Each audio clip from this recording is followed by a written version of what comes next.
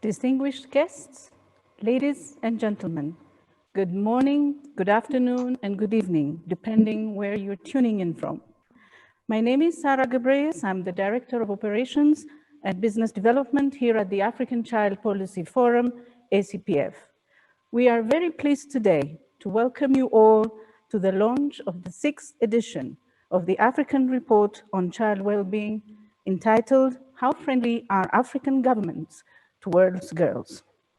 The African Report on Child Wellbeing 2020 is now available on our special launch website in English, French, and Arabic.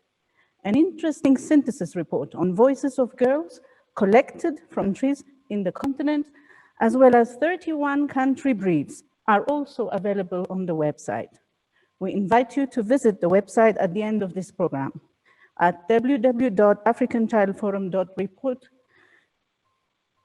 africanforumchildreport.report. Ladies and gentlemen, we are broadcasting today from our special studio in Addis Ababa. We have so far nearly 600 participants that have logged in online. We also have here with us our studio audience, very limited, of course, due to COVID-19 realities. Thank you all for making the time to participate in today's session. With regards to French or English live interpretation, at the bottom of the live portal, you should see a tab called Interprefy, which has a link inside it. If you click it, it will launch a separate window or tab where you can select the language you want to hear. If you do that, however, please make sure to mute the audio on the live feed so that you can hear the interpretation in the language you selected. Now, a very special welcome to our distinguished speakers. Ms. Sana Bonareri, our 15-year-old child speaker from Nairobi, Kenya. Our own Excellency, Mrs. Grassa Machel, Chairperson of the International Board of Trustees of ACPF. Her Excellency, Mrs. Neo-Jane Masisi, First Lady of the Republic of Botswana. Ms. Phumzile Mlambo Nguka, the United Nations Under Secretary General and Executive Director of UN Women. His Excellency Emmanuel Mulenga, Minister of Sports, Youth and Child Development of the Republic of Zambia. Honorable Joseph Ndaisenga, Chairperson of the African Committee of Experts on the Right and Welfare of the Child. Mama Fatima Singate, the UN Special Rapporteur on the Cell and Sexual Exploitation of Children. And Yasir Salim, Director of the Child Rights Institute of the Republic of Sudan. Our very warm welcome to you all. And now, without further ado, I would like to invite our first speaker to address the meeting. Sana, you have the floor. Good afternoon, ladies and gentlemen. Thank you for the opportunity to be part of this important meeting on girls in Africa. My name is Sana Bonareri. I am 15 years old, born and raised in Nairobi, Kenya. I am currently in my second year of high school. My favorite subjects are physics and geography. I aspire to be a geoscientist as I care passionately about the environment, climate change, and our planet. I am both honored and excited to speak on behalf of girls across the continent on what life is like for us, on the good changes that are happening, the challenges we face, and what you can do to help us, the 308.5 million African girls, especially during this time of COVID-19 pandemic. I have been able to continue with online learning when many schools are shut, but that has not been the case for many girls. I was fortunate to be born in a hospital, to receive all my immunizations right from birth for free. I received good nutrition as well. This prevented me from contracting diseases such as polio, tuberculosis, and measles, which I have learned in my biology class, can cause permanent physical disabilities, blindness, and even death. I wish I could say that the good start I had is the same for all girls in Kenya and in Africa. but it is not. Girls in some remote areas or in countries where there is civil war or where there are not enough hospitals do not have the same chance. I am proud that in 2004, even before I was born, Kenya lifted all taxes on sanitary towels, a step which many countries have yet to take because they list these as luxury items. The government also gives sanitary towels to girls in some areas. In 2019, Rwanda also zero-rated sanitary towels. These governments show they consider the needs of girls. Despite this, sanitary towels are out of reach for many girls. This causes many of my peers to skip school, affecting their education. It is not right that girls should miss out on learning because of natural body processes. To make matters worse, girls who cannot afford sanitary pads are exposed to sexual predators who offer to buy them pads in exchange for sexual favors. This exposes girls my age or even younger to HIV, sexually transmitted diseases, and pregnancy. In our schools in Kenya, we do not face corporal punishment. It was declared illegal in 2001. Teachers are not allowed to cane us. This was a great step forward. More countries need to do the same because children can be badly injured or die after caning. Instead of corporal punishment, we receive guidance and counseling. While I was in primary school, I was appointed and trained as a peer counselor as part of a new program where pupils would talk to their fellow schoolmates to find solutions to problems. I think that guidance and counseling is a better way of dealing with problems, even at home. It is more helpful to us as girls to help shape our behavior. Most important, it is respectful to us and maintains our dignity. I have also been fortunate to benefit from the mentorship programs in my school and church. These are important for girls because they give us an opportunity to interact directly with women who can be good role models and give us good examples. This is inspiring for girls and it gives us a practical guide in choosing what courses we want to study. It has inspired me in my dream to pursue a career in the art sciences. I would like for every girl to benefit from such mentoring, especially girls with disabilities. Still on education, more girls from my generation are now able to attend school unlike my mother's and grandmother's times. I think this is because more communities now see the value of educating girls. Education should be made free for all children in all countries. Governments should also make sure that parents allow their daughters to go to school, not to force them into domestic or farm work or to get married. Facilities in public schools are sometimes not very good. These should be improved. The cost of transport, uniforms, and books are sometimes too high for parents, forcing girls from poor backgrounds to drop out of school in many countries.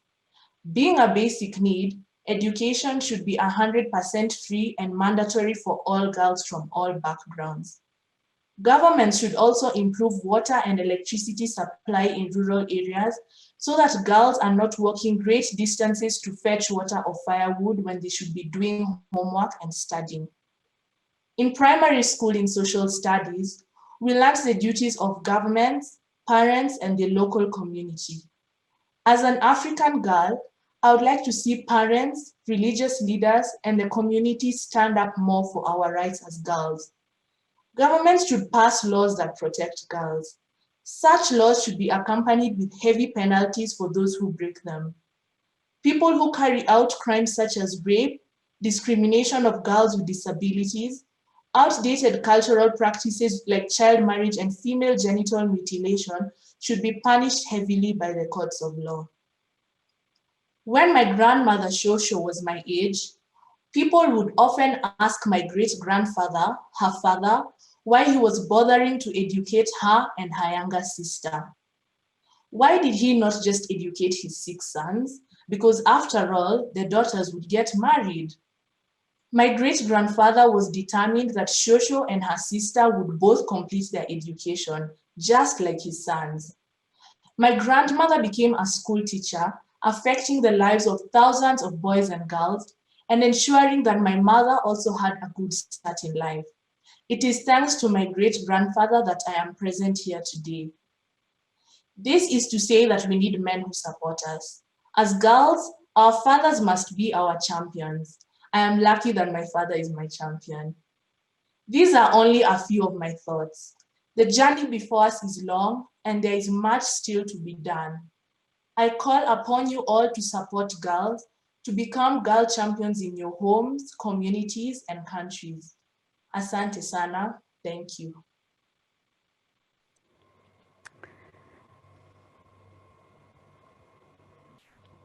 Thank you, Sana. Very impressive.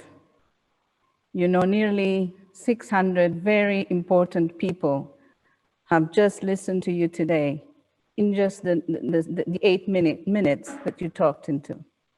And thousands more will listen in the coming weeks, in the coming months. Message well received, Sana. Thank you very much. I now invite Mama Fatima Singate, the UN Special Rapporteur on the cell and sexual exploitation of children, for her opening remarks. Mama Fatima, you have the floor. Thank you very much, Sarah.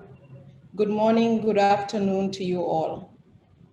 Your Excellency, Madame Gracia Machel, Chairperson of the Board of Trustees for the African Child Policy Forum, Your Excellency, Madame Neo Jane Masisi, First Lady of the Republic of Botswana, Your Excellency, Madame Pumzi Lambo, UN Under-Secretary General and Executive Director of UN Women, Ms. Sana Bonareri, Child Speaker from Kisii, Kenya, distinguished participants, ladies, gentlemen, children, I greet you all from the Gambia. I am very delighted to deliver these few remarks at this very special event. Kofi Annan once said, and I quote, "There is no trust more sacred than the one the world holds with children. There is no duty more important than ensuring that their rights are respected, that their welfare is protected, that their lives are free from fear and want, and that they can grow up in peace," end quote. It is therefore quite fitting that the African Report on Child Wellbeing 2020 on the theme, How Friendly Are African Governments Towards Girls, is being launched on this date, the 20th November, commemorating World Children's Day, and this month, which also commemorates International Day for the Elimination of Violence Against Women and Girls. As Special Rapporteur on the sale and sexual exploitation of children, these two commemorative dates mean a lot to me because they are respectively a time for reflection on the situation of children all over the world and a reflection of girls and women who suffer violence or are vulnerable to violence. This launch is therefore an opportunity to pause and reflect on the situation of girls in Africa and on how friendly our African governments are to our girls. We all know that the need to protect a child is or should be inherent in every living being. It should be a natural instinct and responsibility that every parent, caregiver, authority, government, and international body must take seriously. Yet, we hear reports of incidences of sale of children, neglect, abuse, and violence against children every time we read the news. These incidences become more common and often go unreported if the child is displaced, homeless, a migrant, a minority, living with disabilities, living on the streets, living in refugee settlements, in institutions and settings affected by armed conflict and other emergencies. We often speak of the need to protect and provide access to equal opportunities for all children. Yet given their biological makeup and our different customary and traditional settings, we find that girls are more vulnerable and are often left behind, resulting in a need for targeted interventions to help them attain their causes. The report that is being launched today provides a comprehensive continental review and analysis on the situation of girls in the continent or on the continent. It also assesses the performance of African governments in fulfilling their obligations to girls and relays the voices of girls in selected countries across the continent. It is therefore a tool for African governments to gauge the extent of their commitments towards girls in terms of not only their access to quality healthcare and educational services, but on the opportunity to grow in safety, enjoy their childhood, and reach their highest developmental potential.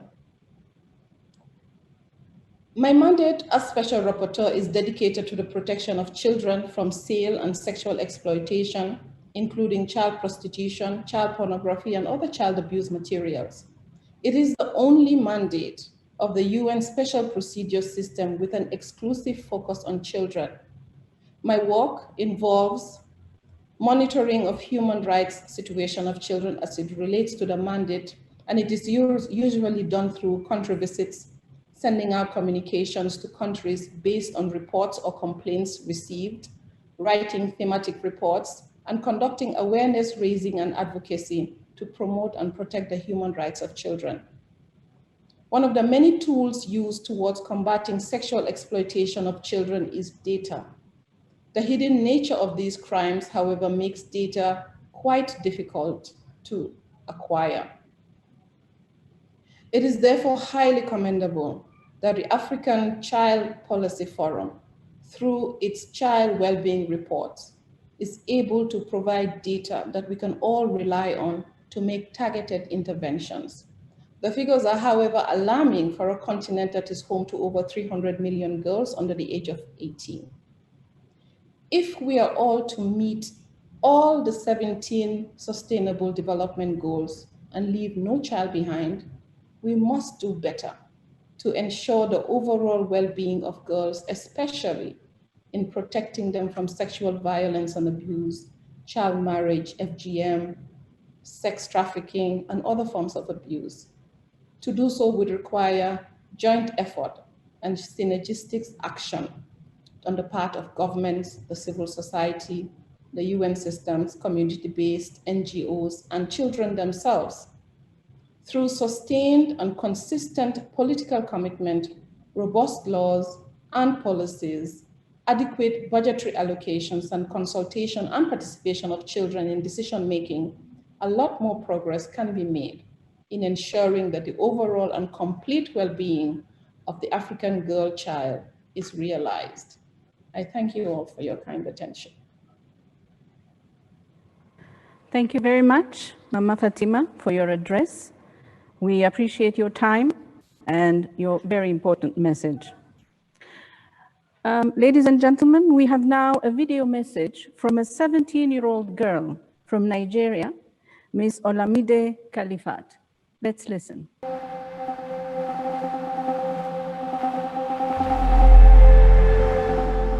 My name is Khalifa Olamide. I'm a 17-year-old Nigerian schoolgirl. I'm based in Lagos State, Nigeria.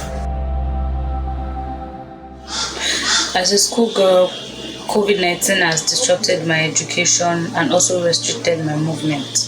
It has also put me in the fear of getting raped by hoodlums who go from house to carry out their devilish operations. Although schools are not fully opened, but we still have some skeletal academic works, and yes, of course, I travel to school almost 60 kilometers per day. No, I don't feel safe because as a schoolgirl, I tend to be vulnerable to rape and sexual violence and exploitation.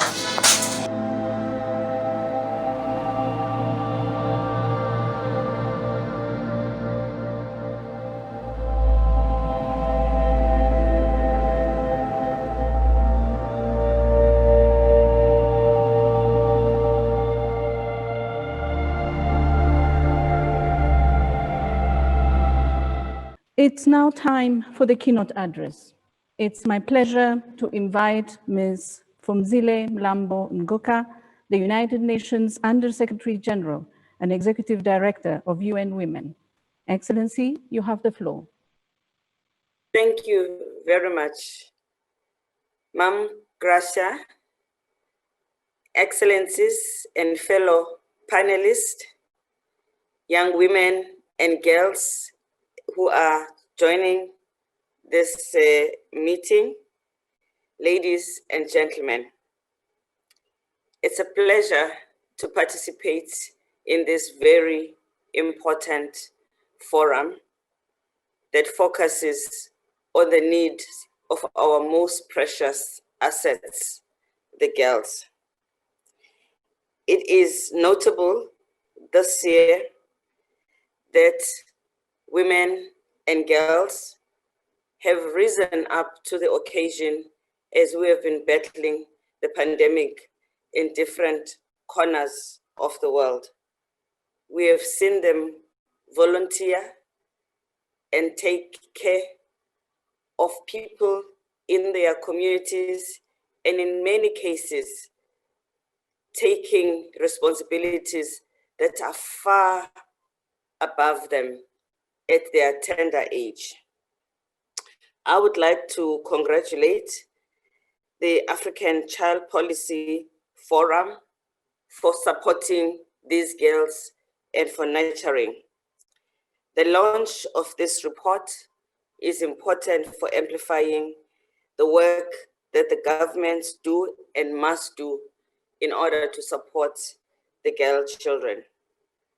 The African Report on Child Wellbeing 2020, How Friendly Are African Governments Towards Girls, comes at a time when we are indeed confronted with many challenges, which must not supersede the needs of the girls. The pandemic is magnifying the inequalities between women and men, girls and boys, and threatens to reverse our hard gains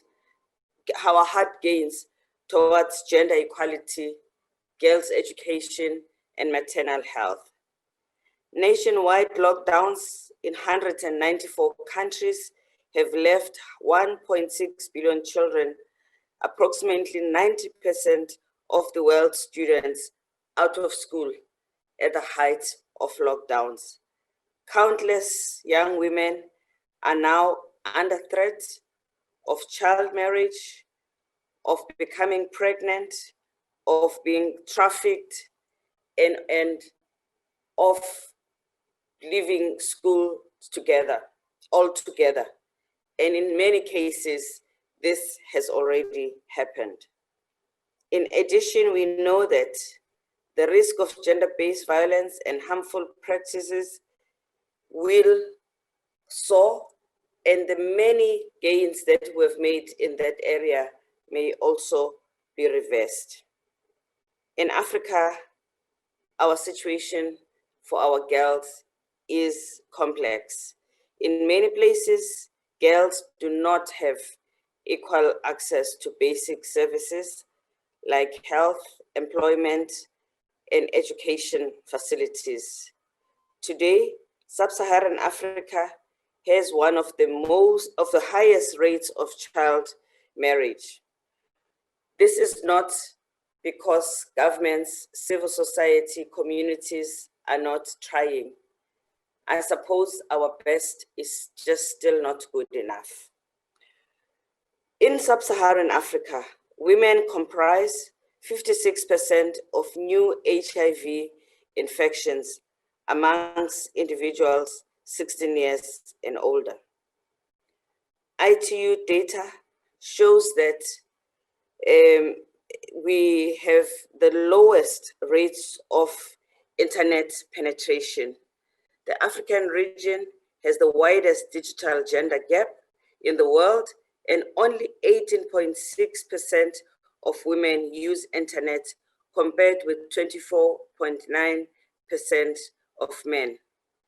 These statistics do not portray the image we want and the image we want for our girls. Without gender equality, we simply will not make the progress of sustainable development, peace and security, and climate action.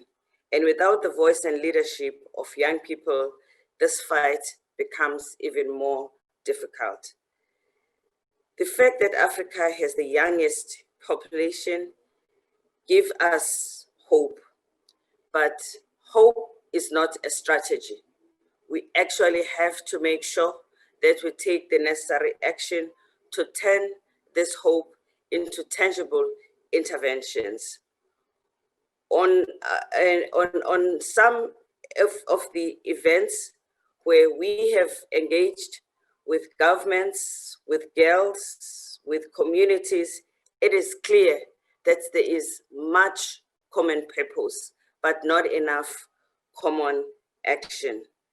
We have seen that during the lockdown, during the fight of the pandemic, governments demonstrated to us that they have the will to fight for the health of their people. We need to see that will when it comes into fighting to end violence against women and to fight for girls. If governments can instantly close borders, deploy health workers, move goods and services in order to deliver PPE, we can fight at the same rate to end violence against women. Police, judiciary, prosecution, these are all supposed to be frontline workers to protect and to prevent crimes against women and girls. The level at which the fight is being fought is not at the level at which the pain is being felt. And we need to orchestrate common voices in order to point out that there is possibilities, there is answers to fight for girls if we fight with the same engagement that we've seen in the fight against the pandemic. UN Women has had the pleasure of working with traditional leaders because our culture and tradition is key to changing the behavior that is harmful to girls. We have seen traditional leaders enacting bylaws to ban child marriages and to stop parents from taking girls out of schools. We've also seen traditional leaders save girls from early marriage and helping them to go back to school. These are some of the interventions that we should facilitate across the continent so that girls all over the continent can live in communities that watch their back. The fight against HIV and AIDS is critical in our communities, in our schools, and at this day and age, there is no excuse for us there's no excuse for us to lose this fight. UN Women is keen to work with organizations that are supporting women and girls, but in particular to support the girls themselves, to be their own champions. Because when girls speak for themselves, they definitely make a lot of sense. They have views that we have not necessarily processed ourselves. We therefore need to make sure that we support them and we give them their voice. I am thankful for this report, the data it represents. When we implement generation equality, which will follow up and close the gaps that we've seen in the implementation of the Beijing Declaration for Action, these data and statistics will be critical because generation equality will be focusing in particular on women, on young women and girls. Thank you. Ms. Mlambo, on behalf of ACPF, as well as all our viewers, thank you very much for your address.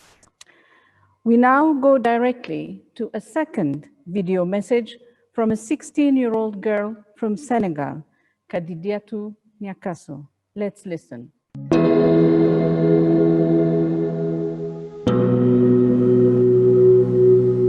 Je m'appelle Kadiket Nianso, j'ai 16 ans, je suis en classe de première S2 au lycée Massireba de Kédougou. Je suis chargée de la communication au niveau du conseil consultatif des enfants et jeunes de la région de Kédougou. J'habite au quartier d'Alaba dans la région de Kédougou. Ces 6 derniers mois ont été longs et ennuyeux pour moi parce que d'habitude je partais à l'école, je revenais aider aux travaux et autres. Mais puisqu'il y a la présence de Covid-19, je ne peux plus sortir. Le Covid-19 m'a affecté puisque j'ai plus le pouvoir de sortir comme avant, me rendre dans des structures afin de me connecter, de faire des recherches. Nous sommes obligés de rester à la maison. Concernant mes travaux, des fois j'ai trop de tâches ménagères à la maison. Je révise le minimum qu'on a eu à apprendre durant l'année scolaire précédente. Je fais du sport. Des fois, je me rends sur le terrain pour aller essayer de faire des interviews concernant des émissions que je fais. Je me déplace aussi pour aller à Kyo, me connecter et faire des recherches sur le reste du programme. Ici, à Kédougou, il y a des conflits qui se trouvent entre la population et les forces de l'ordre, puisque cette dernière ne veut pas respecter les restrictions qui ont été mises en place pour lutter contre le Covid-19. Et cela m'affecte car je ne peux plus sortir ayant l'esprit tranquille, de peur de voir des policiers qui poursuivent la population. Et dans cette poursuite, ils peuvent me confondre avec les personnes qui poursuivent. Donc je me sens en sécurité uniquement quand je suis à la maison. Merci.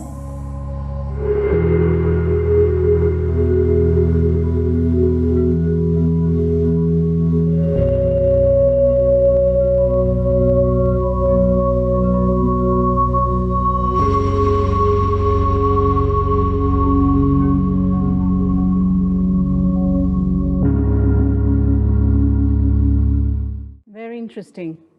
The realities of life for girls in the continent in their own voices. Thank you very much, Kadidiatu. I now call on Her Excellency, Mrs. Neo Jane Masisi, First Lady of the Republic of Botswana, for the official opening of this event. Your Excellency, you have the floor. Our precious children of Africa, Mrs. Graça Machel, Chairperson of the International Board of Trustees of ACPF, Her Excellency Mrs. Phumzile Mlambo Nguka, Executive Director, UN Women, Her Excellency Mrs. Almira El Fadil, Commissioner for Social Affairs, African Union Commission, His Excellency Mr. Emmanuel Mulenga, Minister of Sports, Youth and Child Development, Republic of Zambia, distinguished guests, ladies and gentlemen. I am honored to be part of the launch of this important resource, the African Report on Child Wellbeing 2020, entitled How Friendly Are African Governments Towards Girls? Madam Chair, when I received this invitation, it was natural that I needed to honor it and rally Africa behind the well-being of the girl child. I'd like to emphasize that issues around adolescent girls and young women are very dear to my heart, hence being central to my advocacy efforts. No question, when girls and young women progress, whole nations progress.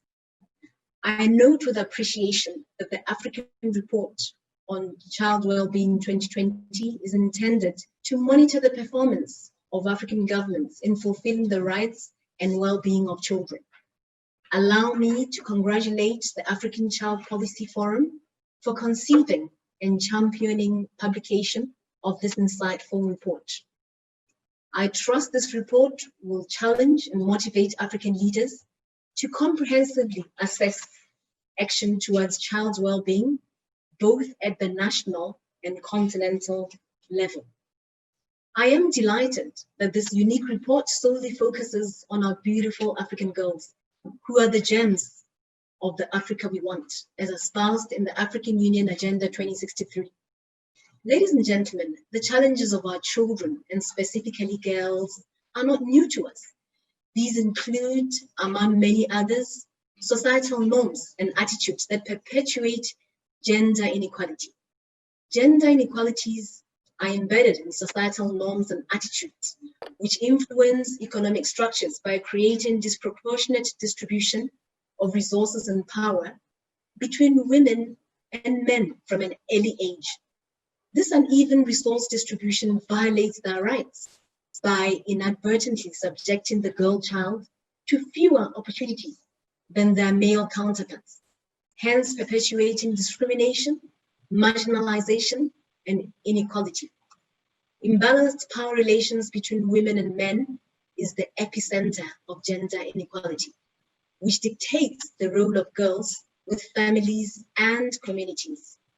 These social norms underpin beliefs in male dominance and manifest in many forms, including the inability of girls to influence the decisions that directly affect them. This increases their vulnerability, and they're hence prone to physical, mental, and sexual abuse, limited access to sexual and reproductive health and services. Reproductive and sexual rights are generally perceived as sensitive and controversial in our African context. As a result, they are not consistently addressed in national as well as international laws. On this note, I would hasten to implore countries to continue reviewing their legal and institutional arrangements to ensure that they protect the African girl. Adolescent girls in many African countries face challenges in accessing comprehensive and friendly sexual and reproductive health services. This predisposes them to unplanned pregnancies, increases their chance of infection from STDs, including HIV, and it raises their risk of unsafe abortions. Achieving universal access to sexual and reproductive health rights is a key component to achieving SDGs. SDG 3, which ensures healthy lives and promotes well-being for all at all ages, and SDG 5 on achieving gender equality to empower all women and girls. Although adolescent girls and young women aged 15 to 24 constitute just 10% of Africa's population, they account for 20% of new HIV infections on the continent. It is sad to note that 60% of new HIV infections are among girls aged between 15 and 19 years. The 2020 report we are launching today, amongst others, assesses our performance as African governments in fulfilling our obligations to girls and mirrors on governments to act in guaranteeing the well-being of girls. I observe that through the report, countries are ranked by performance, with Botswana ranking at number 14, placing it within the friendly category. However, the government of Botswana continues to improve the policy environment to favor girls. Currently, the Botswana Police Service is establishing gender and child protection units across the country to provide child-centered services. In addition, the Administration of Justice has just established specialized courts to deal with gender-based violence and thereby fast-tracking cases.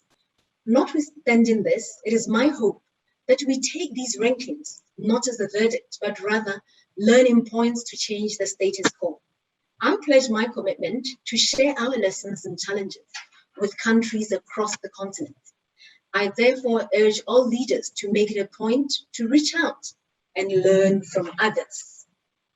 Whilst Africa develops targeted strategies to empower her girls, the need to provide platforms for young girls and young women for their voices to be heard, a place where they can speak about their rights.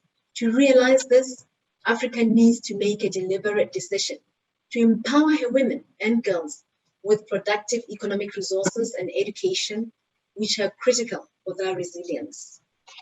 On that note, we must be cognizant of the need to strengthen legislation and policy to enable full participation of women and girls in building and reaping the opportunities offered by the fourth industrial revolution.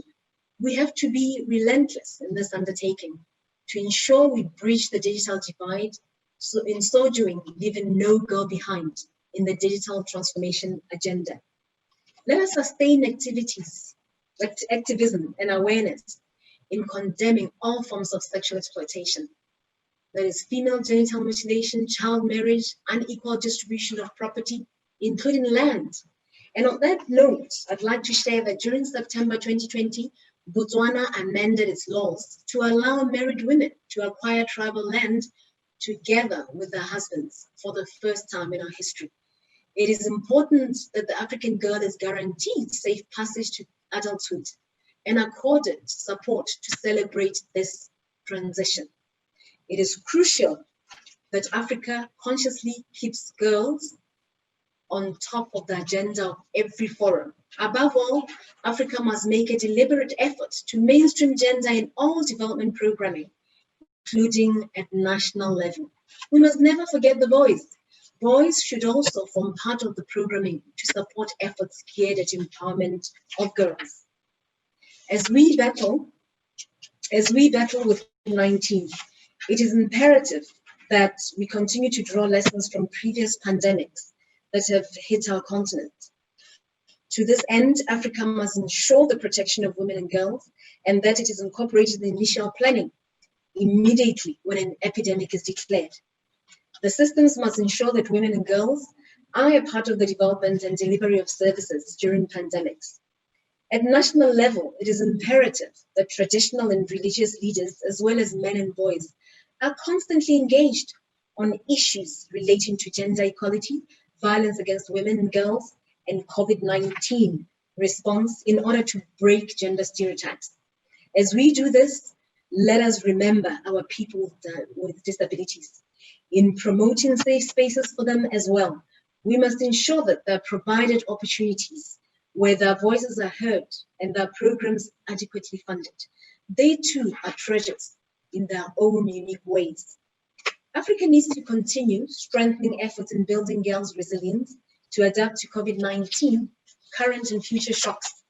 As I conclude, let me implore the adolescent girls and young women of Africa to join hands, assert yourselves, dream bigger, and empower others so that you all claim your rights with a solid voice. Use your Sauti. We look forward to hearing more and more of your voices as you participate fully in the leadership and decision-making processes to propel this beautiful continent of ours forward.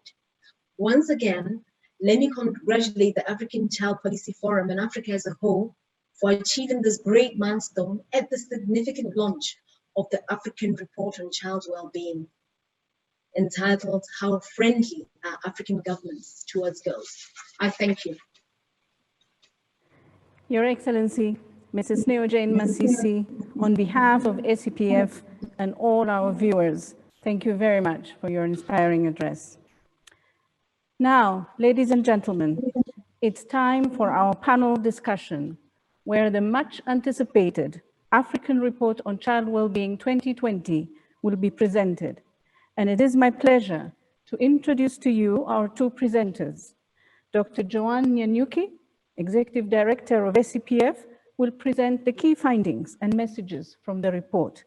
And Yohala Shet-Makonnen, Director of the African Child Observatory Program at ACPF, will discuss the Girl Friendliness Index, the GFI, what it is, how it was constructed, and how it works. Dr. Nyanyuki, you have the floor. Thank you.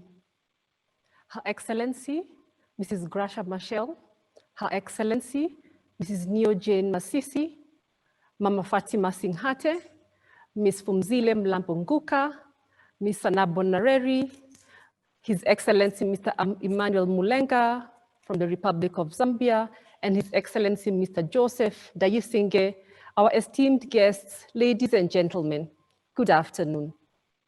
This afternoon, I will answer the question, how friendly are African governments towards girls?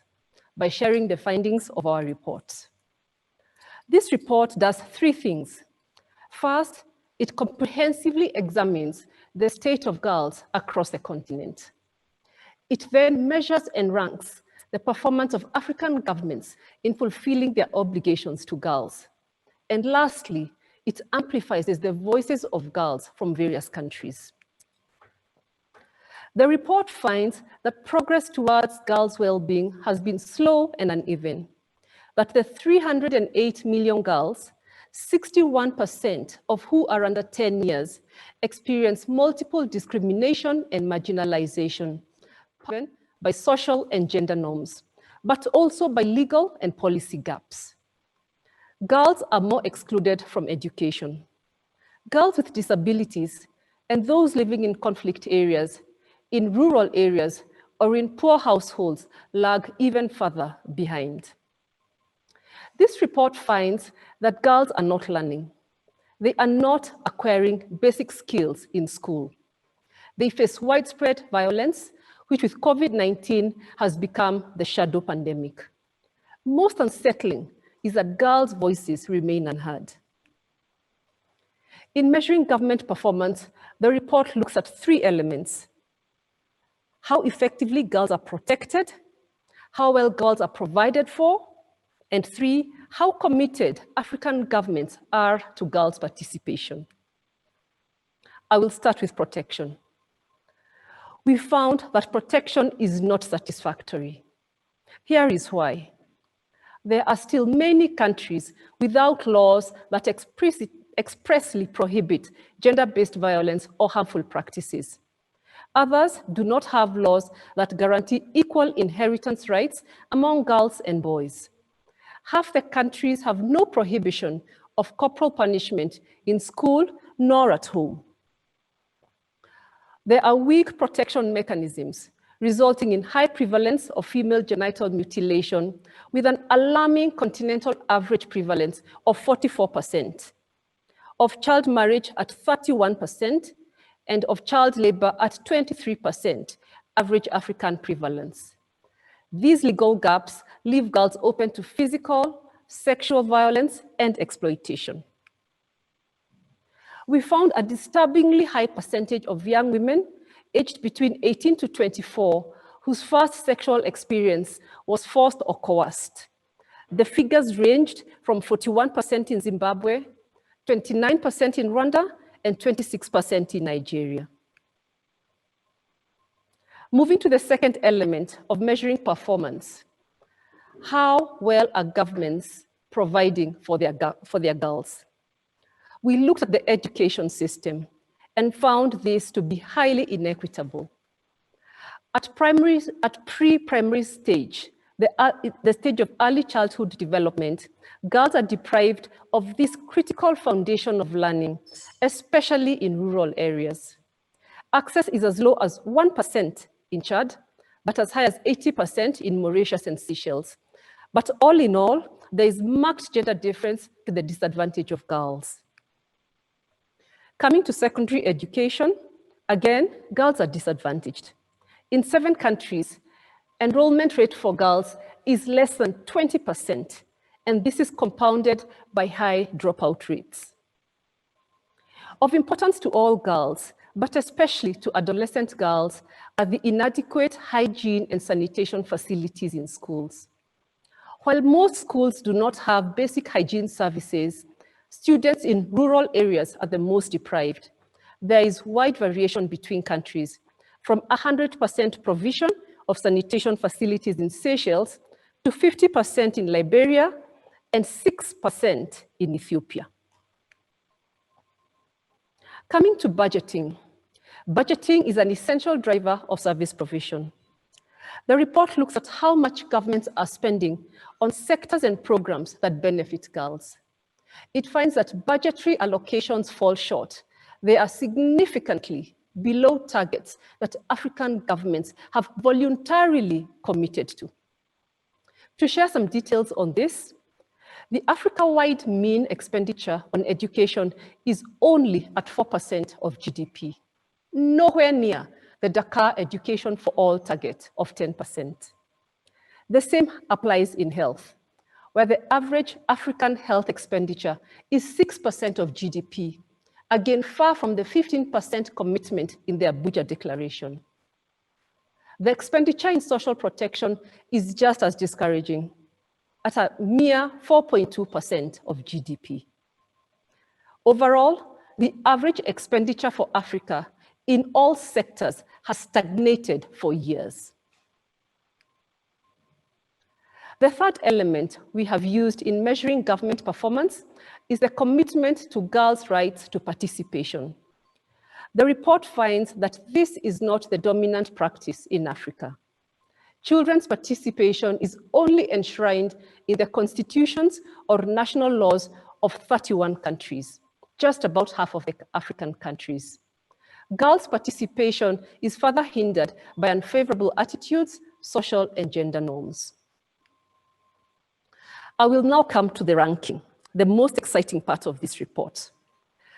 Based on countries' performance in these three elements that I have already discussed, the report uses the Girl Friendliness Index to rank governments into 5 categories. My colleague Yohalashet Mekonnen will discuss in details the Girls Friendliness Index. But this index ranks countries in the categories of most friendly, friendly, fairly friendly, less friendly, and least friendly. 5 categories. 7 categories emerge at the top as the most friendly countries.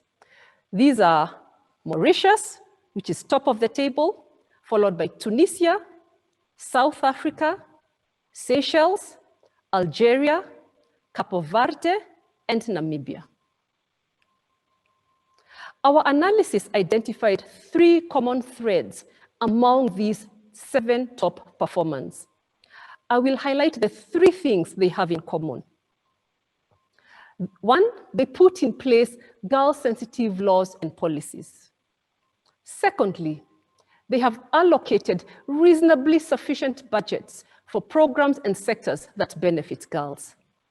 And third, they all have relatively strong enforcement and accountability mechanisms. The result is what we see.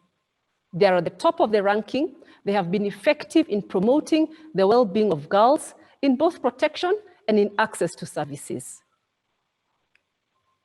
Now, at the bottom of the table are the 7 least friendly countries.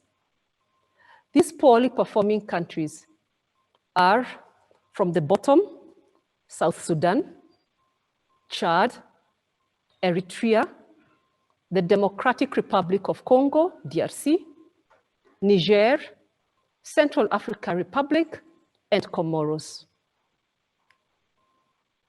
These 7 countries had 3 major gaps.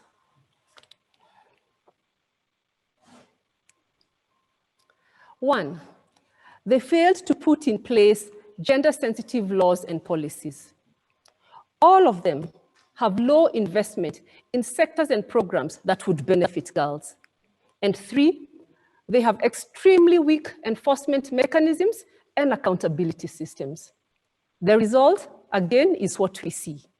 High prevalence of malnutrition, of child marriage, and very low school attendance at all levels, from pre-primary education, primary education, and secondary education. Together, these 3 factors contribute to poor outcomes in girls' well-being in these least friendly countries. Our analysis further revealed 2 interesting findings that I wish to share with you. Countries need not be wealthy to be friendly towards girls.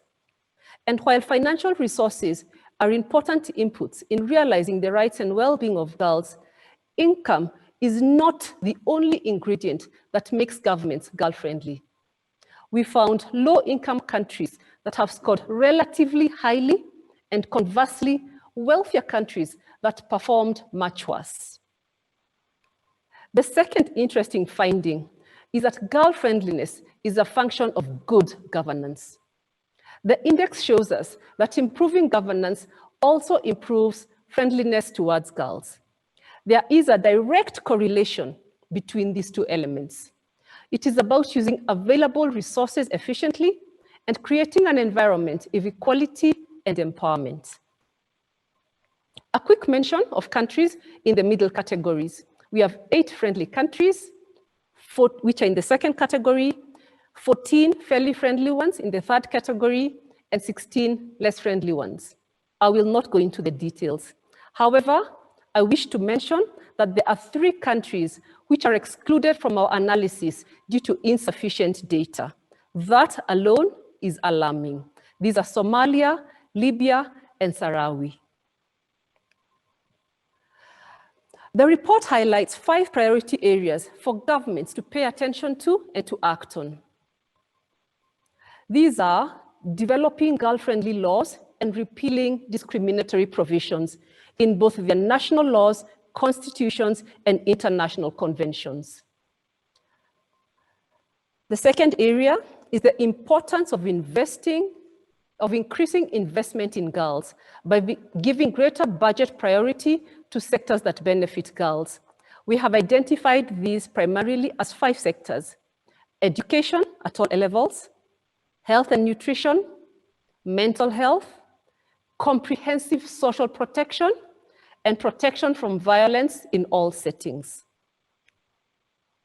The third priority area for attention is the need for inclusive programs that are targeted and address the needs of all girls, especially vulnerable girls, and reach all children, especially girls living in rural areas.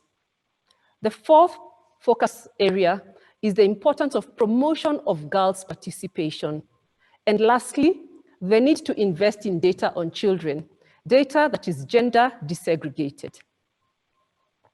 In closing, ladies and gentlemen, sustained political commitment is required to achieve the well-being of girls across the continent. Every dollar spent on girls has immense benefit to society. Realization of girls' rights goes beyond fulfillment of obligations.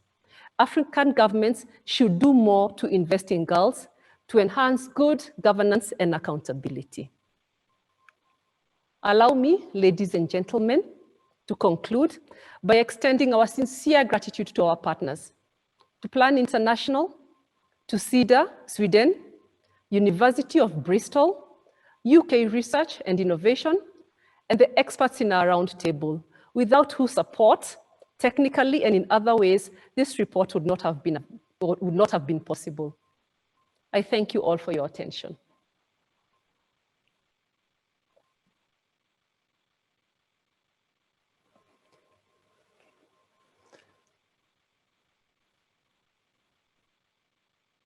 Thank you very much, Ms. Sarah. I will be talking about the analytical framework that we have developed to assess the performance of governments, specifically to girls.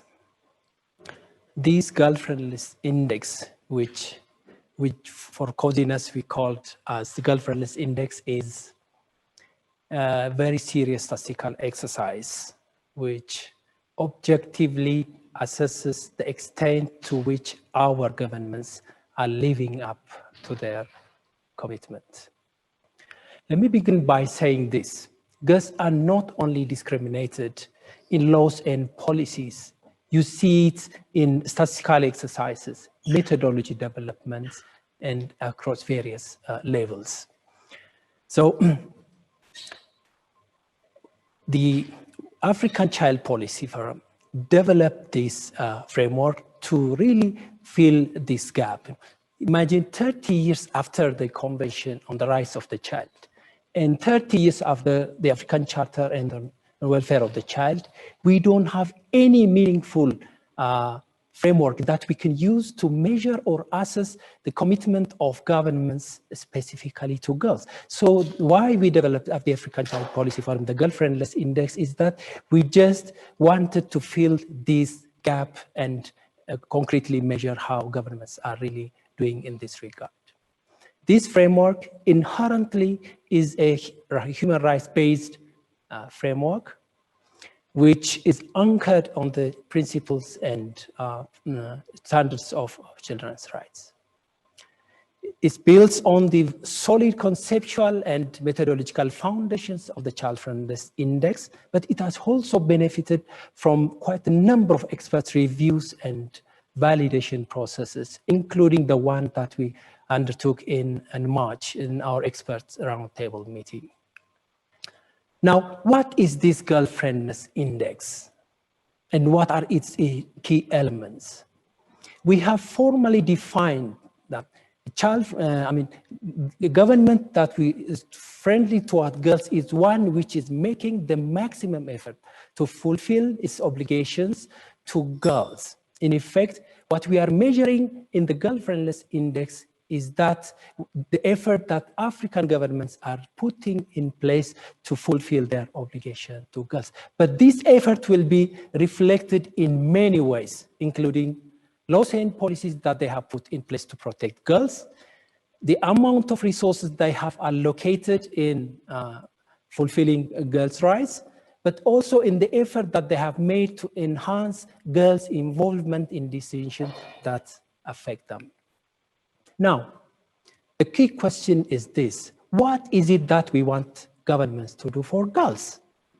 Thanks to the Convention on the Rights of the Child and the African Charter on the Right and Welfare of the Child, we don't have to reinvent the wheel.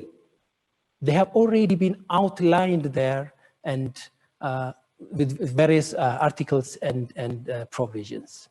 But is there any logical way of organizing them? The answer is simply yes. Obligations related to the protection of girls, we can categorize them under protection. Obligations related to the provision of basic needs and services for girls can be categorized under provision, and obligations related to freedom of thought and expression for girls can be categorized under participation. It's these three pillars that form the Girl Friendliness Index. So we have measured the performance of government on the basis of these three main dimensions. Now you may wonder, what are the indicators that we have used in assessing each of these three dimensions? For example, when we assess the performance of governments in relation to their performance to protection, we have two major components: laws and policies that they have put in place, that we looked not only by looking at their ratification of regional and international treaties, but also by going deeper and looking at the national laws, whether or not they prohibit trafficking, whether or not they prohibit corporal punishment, and several other indicators. But it's not only enough to look at the legal and policy framework. It's important to see the enforcement effort that they are putting in place. And I'm sure you'll agree with me when I say that enforcement can be measured through prevalences of various violence or related indicators. For example, the higher the prevalence of child marriage, it means there is a lower level of effort in terms of enforcing the minimum age for marriage. So we have similarly used other indicators that will help us to assess how governments are really doing in terms of enforcement. Now, let's look at the other dimension. The performance of government in terms of providing the basic needs and services for girls, we have two important components that we took into account when assessing their performance. The first one is budgetary commitment. By looking at budgetary expenditures that are benefiting girls, specifically social protection, for example, a budget for health, education, and vaccination. But budget alone is not enough, and we wanted to see how much of this budget is effectively used and what are really the indicators that have been concretely achieved in terms of access and well-being. For example, when we look at access to education, we have looked at all the way from pre-primary education to secondary education and dropout rates also. When we look at health, there are quite a number of indicators that show how much of girls are really benefiting from these services. And similarly for nutrition, that's also what we used. Now, the participation, for example, the third dimension is girls' participation and the effort that government have put in place in terms of assessing the participation of girls. It's a gray area, as you have seen, and I've tried to change the color. Although we have been able to see whether or not laws are there that guarantee girls' participation, in decisions that affect them. There was no data in various other indicators, and we have not included it in the index calculation. But we have dedicated a chapter in the report itself to use whatever is available and see how government have progressed in terms of promoting this important dimension, including surveys that we did in 5 countries using qualitative studies. So these not only helped girls to really share their experiences, we have also been using it in the report across the various chapters to reflect their voices. Now, I can confidently say that this report is extremely rich, both in evidence and in analysis. That means that we have to extensively use data from various sources. For example, we have used raw data from various sources. In collaboration with the team at the University of Bristol, we have analyzed the raw data from demographic and health surveys, mix and others in terms of education, health, and mental health and related topics. We have also combined databases of several regional and international data sources. For example, we have looked at the World Bank and the African Development Bank and UN sources. We have also consulted national statistical offices where we have tried to get quite a number of information from these national sources. But the other very important source is also our own child law resources has been very helpful in terms of assessing the performance with regards to policy and laws.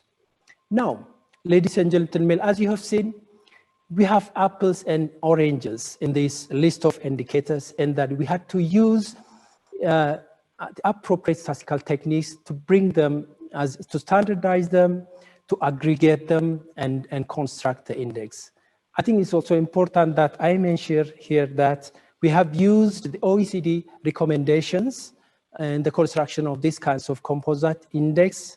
And most importantly, we have undertaken a very rigorous statistical analysis to measure to evaluate the reliability of this framework in general. And the results was really very positive. Now, my last slide. What do we make out of all these that I shared earlier? The first is that one of the main strengths of the Girl Friendless Index is that it's targeting the main duty bearers, governments. It's very clear in terms of its messaging. It is targeting them both in the analysis and in the messages. It's also based on a very solid conceptual and methodological framework. And it has also benefited really from various experts and so on. So what I would say at the end is that the Girl Friendless Index is a very robust and reliable framework that is fit to really serve its purpose of measuring and promoting state accountability, particularly to girls. And there is more in the report, especially in the annexes, that gives more information about the methodology, the kind of processes that we went into, and you can learn more about how we developed it and how we arrived in the report using these technical notes. Thank you very much.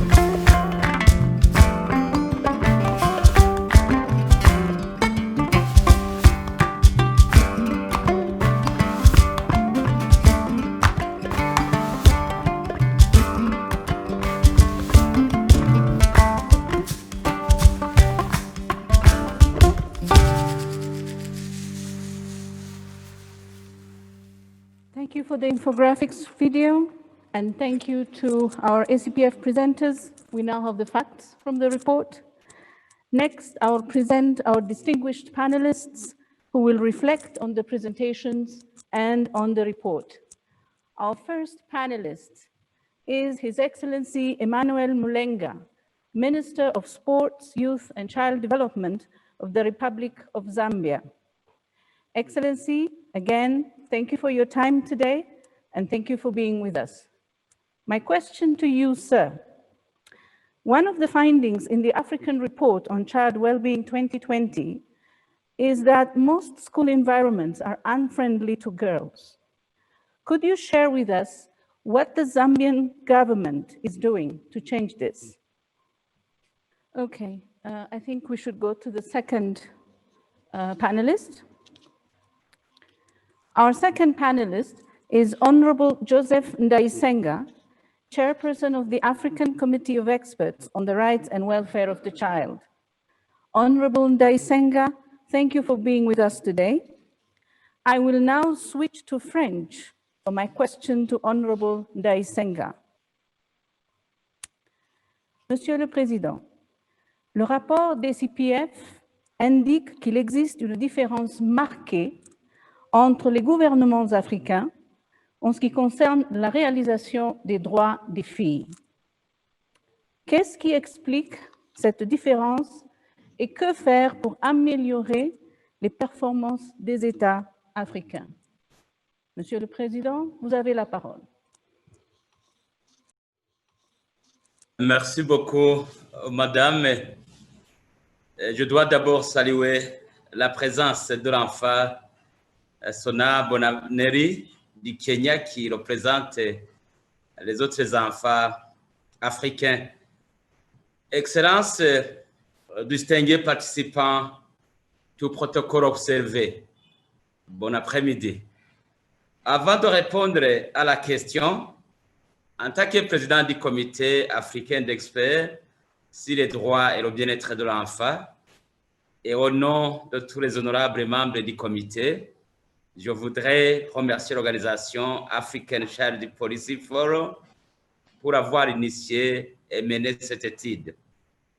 La présente séance intervient le jour même de la commémoration du 30e anniversaire de l'adoption de la Convention sur les droits de l'enfant CDE et intervient dans le cadre de la commémoration du 30e anniversaire de l'adoption de notre charte. Sur ce, nous disons bonne fête à tous les enfants du monde entier en général et ceux de l'Afrique en particulier. Joyeux anniversaire aussi à tous les États africains et aux différents acteurs en matière de droits et du bien-être de l'enfant et à CPF en particulier qui est avec nous pour le moment. Si je reviens sur la question posée, il faut noter que d'une part, des progrès encourageants ont été faits en Afrique pour promouvoir les droits des filles et renforcer les protections contre les abus et l'exploitation. Pour cela, des mesures concrètes ont été prises pour renforcer le cadre juridique et politique. Les budgets alloués au secteur et au programme en faveur des filles ont augmenté dans certains pays. Et ces efforts ont permis de réduire les écarts entre les sexes en matière d'accès aux soins de santé et à l'éducation. Et la prise de conscience accrue de dangers qui représentent le mariage des enfants et les mutilations génitales féminines a conduit à l'adoption de lois et de programmes qui entraînent déjà une légère baisse de ces pratiques néfastes. D'autre part, malgré les progrès, la réalisation des droits du bien-être des filles est inégale en Afrique. De nombreuses filles sont victimes de multiples privations en matière de soins de santé et d'éducation, d'abus physiques et sexuels, de pratiques néfastes telles que le mariage d'enfants et les mutilations génitales féminines. Il y a le taux de scolarisation qui reste faible pour les filles que pour les garçons dans 18 pays africains. En Afrique, environ 40% des filles ne terminent pas l'école primaire et le taux d'achèvement du primaire n'est que de 18% dans certains pays. Les filles en situation de vulnérabilité, telles que les filles en situation de handicap, celles qui viennent de familles pauvres ou celles qui sont prises au piège dans un conflit, portent le fardeau de l'exclusion et de la marginalisation à plusieurs niveaux et sous plusieurs aspects. De manière générale, l'Afrique investit peu dans l'éducation, la santé et la protection sociale des filles. Les écarts entre les pays sont énormes. Les différences entre les investissements et l'efficacité ont entraîné des progrès inégaux dans la réalisation des droits du bien-être des filles et expliquent les grandes disparités entre les pays. Au moment où nous célébrons le 30e anniversaire de l'adoption de la charte, nous ne pouvons pas ne pas dire que nous avons actuellement 6 États africains qui n'ont pas encore ratifié la charte. Il s'agit du Maroc, la République arabe sahraoui démocratique, la République démocratique du Congo, la Tunisie, le Sud-Soudan et la Somalie.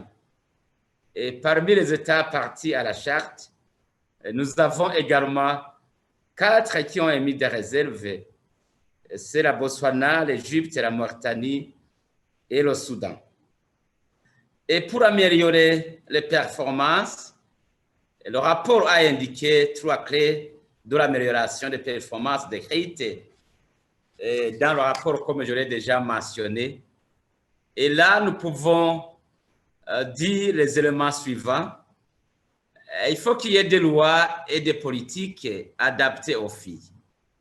Les gouvernements doivent mettre en place des lois et des politiques globales qui reconnaissent la vulnérabilité des filles et leur offrent une protection adéquate contre les abus et l'exploitation. Il est urgent de veiller à ce que les cadres juridiques et politiques en faveur des enfants tiennent compte des spécificités de chaque sexe afin de défendre l'intérêt supérieur des filles. Il faut également qu'il y ait des budgets suffisants et adaptés à l'égalité des sexes. Il faut qu'il y ait également des mécanismes de mise en œuvre de redevabilité solide. À cet effet, les gouvernements doivent revoir leurs structures et les mécanismes de mise en œuvre de redevabilité afin d'être plus efficaces et de garantir l'obtention des résultats concrets pour les filles. L'efficacité est l'une des principales caractéristiques des pays qui ont obtenu de bons résultats dans l'indice de bienveillance envers les filles. Et nous avons bien compris que le fait qu'un gouvernement soit bienveillant pour les filles, ce n'est pas parce qu'il a plus de revenus, mais on a vu qu'il s'agit beaucoup plus de la bonne gouvernance. Et bref, nous recommandons à tous les États africains une mise en œuvre de l'agenda 2040 pour les enfants d'Afrique.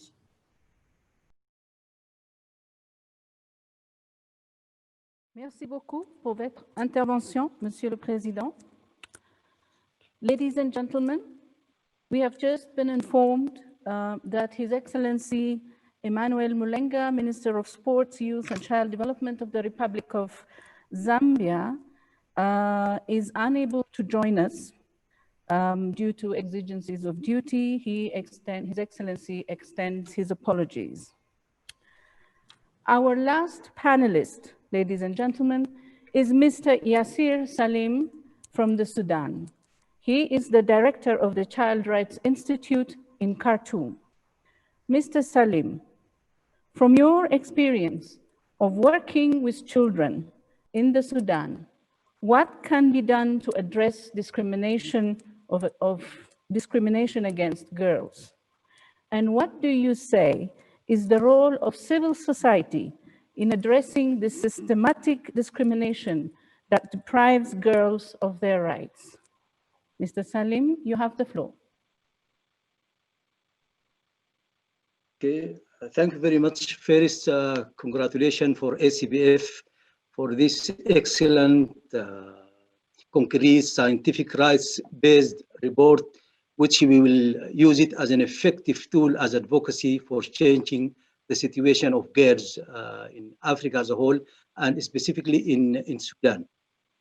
The role of civil society is very strong here in Sudan in advocating for the better situation of girls. One of the big challenges is that if we look about the African Charter, is the added value of the African Charter regarding the girls is the articles that prohibit child marriage. But the problem is that the government of Sudan has reservation on this important and crucial article. We have conducted different campaigns regarding this issue, how to convince the government to withdraw this reservation. Since, in addition to this reservation, there is no law that prohibits child marriage. This led the rate of the child marriage is very high. So the society, by conducting research, by using this report, we always conduct campaign to withdraw this big problem regarding the reservation of the essence of the charter. Also, the civil society can continue the national campaigns on legal reform to regarding the issue of gender, issue of girls, in addition of protecting girls from violence and establishing a response mechanism. Also, we are working to improve information and reliable data system on child marriage in Sudan. This will give us, since the preference rate is 34%, it's very high. So how to measure our campaigns. Civil society can raise awareness among parents, families, and stakeholders in order to highlight the negative impact on child marriage and FGM. Collaboration and partnership between government and civil society, working closely with communities to address and shift social and gender norms. In conclusion, the government needs to recognize that girls are key drivers for transformation who can trigger in a chain reaction. And also, we believe that Child Rights Forum and CRI in Sudan, they will use the valuable report in advocacy to change the situation of the girls. And also, I would like to add one issue regarding recently one of the progress in Sudan. For the first time, we have a law that criminalizes the FGM, but unfortunately, still the issue of the child marriage is not criminalized. In addition that, we conducted before 1 week as a civil society meeting with the government relating the reservation of the government in one of the important articles of the African Charter, Article 11, that ensures the right of pregnant girl to continue their education. Since our government has reservation on this article, so as you know, this is a big problem because this will deny the rights of the girls to continue high education, since we have a high percentage of dropouts in Sudan. So withdrawal of this reservation will help a lot. Since the number regarding, we have 1,600,000 girls out of school. Since you have girls out of school, that means they are more exposed to abuse and exploitation. We work with different committees. We submit the alternative report for the African Charter Committee, asking her to continue to contact the government to withdraw this reservation. And also we conduct different forum regarding the raising awareness for the issue of girls, regarding the also budgeting, regarding different issues. And we hope that this report will be as a strong advocacy tool for advocating for better situation for girls. Thank you very much. Thank you very much, sir. Thank you very much to our presenters, and thank you to our panelists.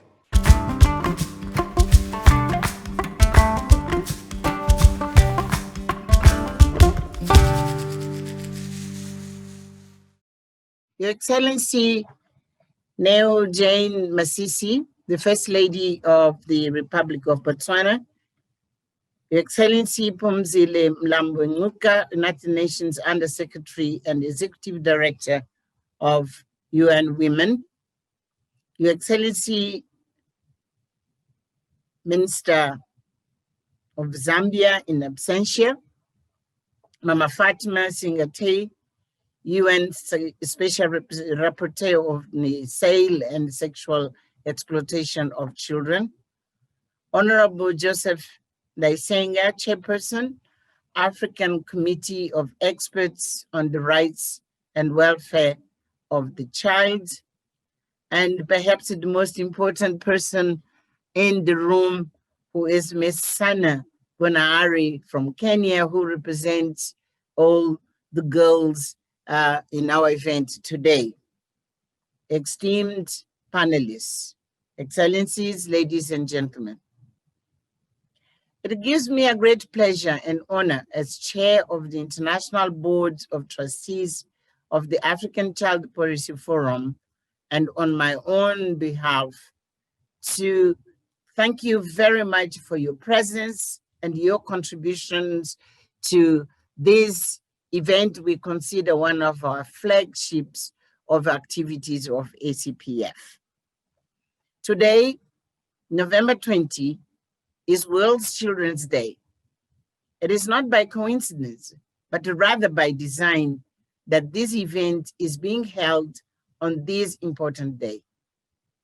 Each year, World Children's Day is celebrated to promote togetherness and strengthen global, regional, national solidarity to improve the well-being of children.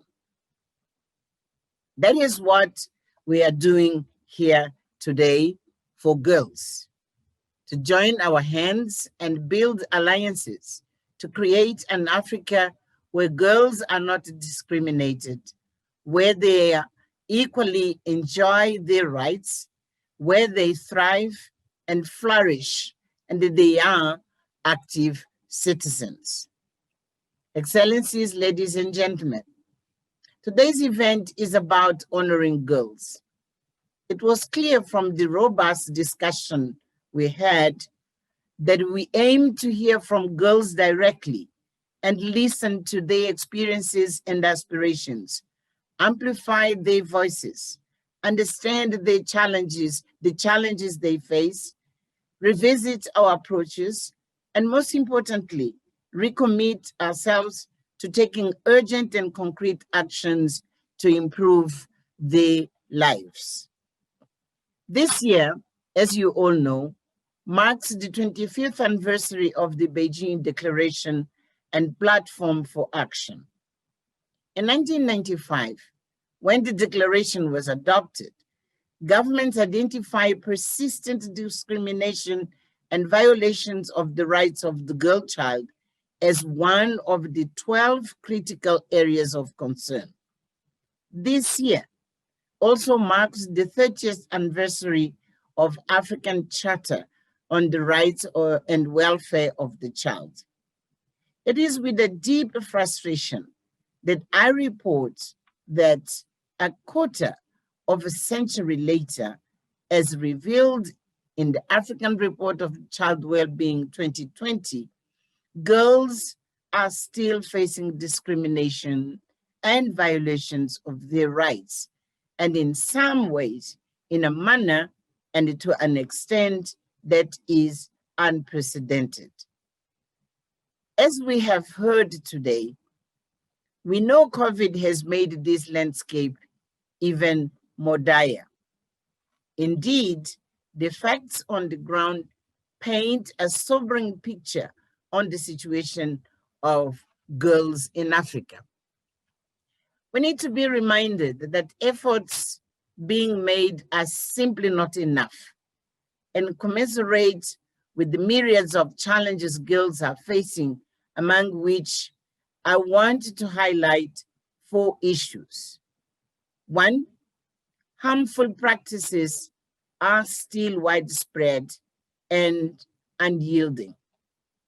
I'm certain that harmful practices such as child marriage, FGM, have not declined at the pace that we expected. Millions of girls still experience them and suffer from their devastating consequences. It only points to the fact that we have not done enough to bring about substantial change from family, communities, national, and continental level. 2, adolescents' mental health is an emerging concern.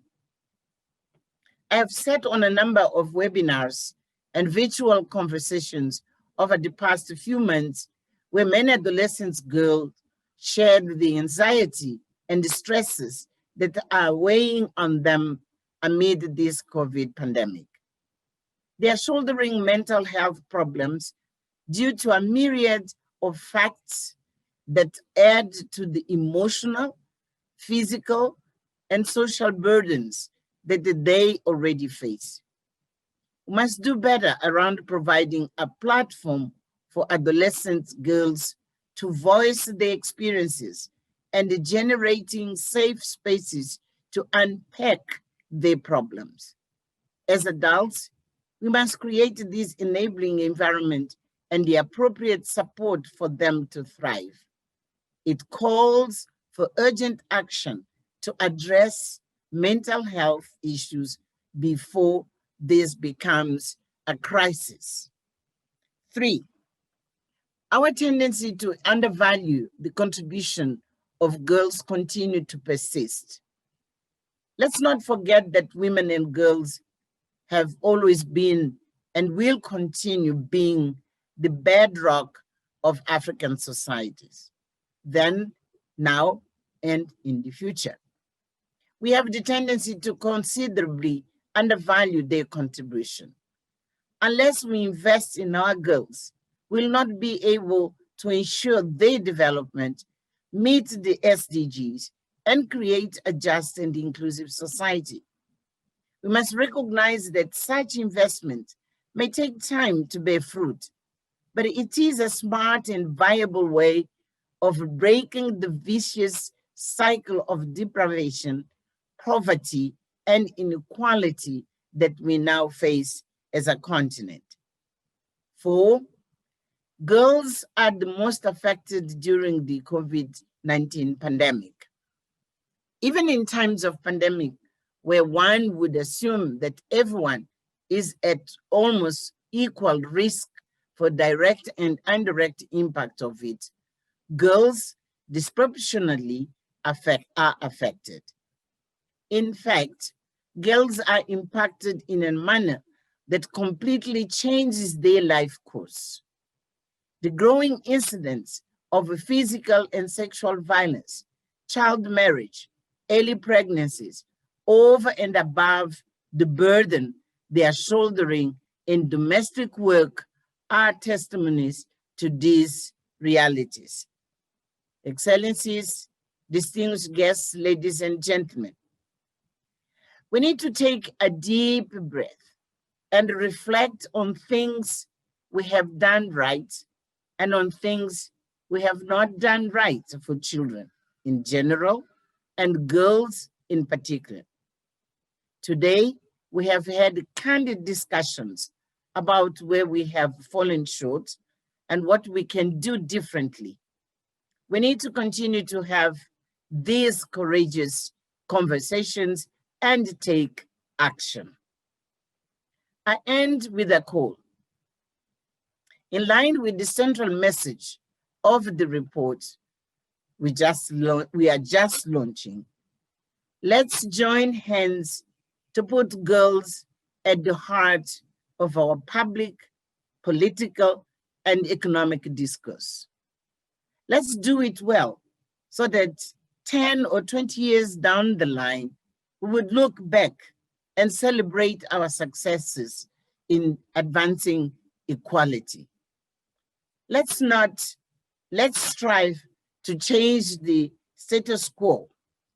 Let's bear in mind that a continent that leaves its girls behind is a continent bound to fail. Africa's aspirations can only be achieved by bringing at the center nearly a quarter of its populations who are girls.